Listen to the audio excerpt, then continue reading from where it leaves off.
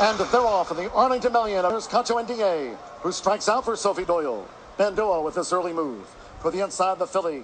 Right there toward the inside is Magic Wand for Wayne Lorden as they settle. And on the outside is Hunting Horn. It's when Mr. D's horse, Eclair de Lune, won the Beverly D. Turn the corner in the Beverly D. Eclair de Lune close to the finish. Eclair de Lune, Junior Alvarado for Richard Duchessois. A Ron McAnally win in the Beverly D with Eclair de Lune. And the crowd was just going crazy, and Mr. D was making his way down from his box to the winner's circle. He was getting a standing ovation, and a lot of people had tears in their eyes and everybody was cheering, but no one captured that moment on camera. So while it was one of my most memorable moments, it's one of the most disappointing not having that, seeing him smiling and coming down and getting that standing ovation. The second was when the Pizza Man won the Arlington Million and John Dooley made the call, and Chicago was about to erupt as he crossed the finish line. It's the Pizza Man finishing now. Big Blue Kidman charging on the outside. The Pizza Man has taken the lead. The Pizza Man on the outside. Big Blue Kidman. Chicago's about to erupt. The Illinois bred.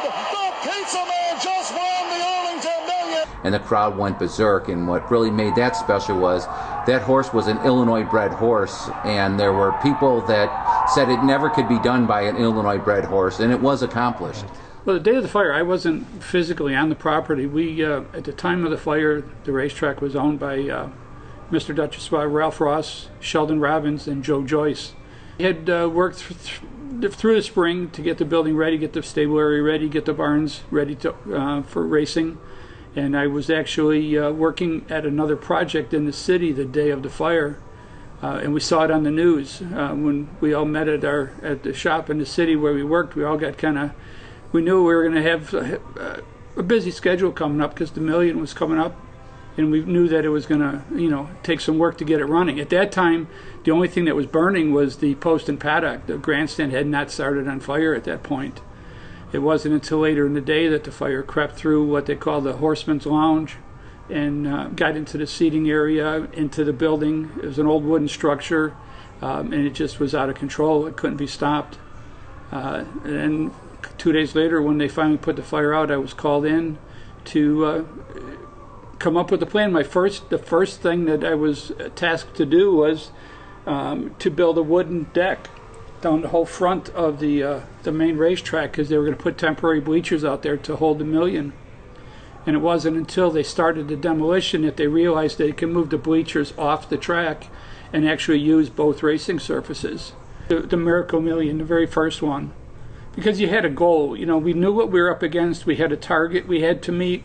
We had a great group of guys working, and we pulled it off successfully. So to me, the first Million, the Miracle, my first Million, it wasn't the first Million, my first Million, the Miracle Million is the most important thing. Been rumors of parts of the old building being buried, on the property somewhere after the fire that may not have been hauled away properly, but I can't confirm or deny, those rumors. One of the things we had to do when we first got here, I was working with a gentleman from the office, Terry Swenson. We had to go under the remains of the building. It was really ironic because if you look at a picture of the building, it's just melted steel and rubble. But underneath there was one level that was essentially not touched other than some water damage. So we had to go down. We had to use ladders to get down in there, but we were going in and getting some safety deposit boxes out of a vault and trying to save some of the original blueprints and drawings of the original building. It's emotional. I've been here 36 years. Brought my kids here. Would love to bring my grandkids. But if it's not to be, it's not to be. What I remember a lot about the racetrack, on 2 different occasions here, I won like 7 races out of 8, and I had like 2 different good days like that here, and I won a lot of stakes here, and like I said, I loved it here. I always loved riding on the grass course here. The grass course was a lot of fun. I love the grass course at Arlington Park. It's one of the best ones I've ever seen. The fans are so great here, it wasn't funny. I mean, they was so good. They never got hollered at you much, but I won like 3,000 races here or something, and I love this place, and I love the racetrack, and I love the city. And you know, it's a shame the city's going to lose this nice of a racetrack because of something that shouldn't be done. Somebody should come here and take over, or they should run the place or something. Somebody should. This racing shouldn't die in Illinois like this. We won. This little one won. She picked him, right? Woo!